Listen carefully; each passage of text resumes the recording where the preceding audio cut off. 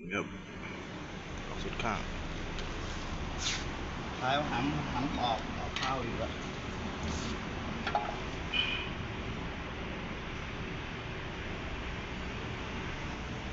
แต่เจ้าเป็นใส่พัน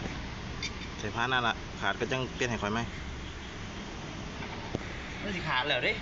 ให้มันขาดก่อนมันยังไม่ขาดดอกโยขาดพังมาเลยดิให้มันพังเลยเจ้าก็จะเป็นให้ค่อยคือเก่าล่ะเบิ่งนี่ไทยเลยมันใจเจ้างบประหยัดครับวันนี้งบประหยัดให้สร้างใหญ่ดูสถานการณ์แล้วให้เปลี่ยนหมดชุดแต่ว่าไม่มีตังค์ต้องรอคอยวาสนาเผื่อถูกวันที่1นี่คือที่เตะได้สตาร์ท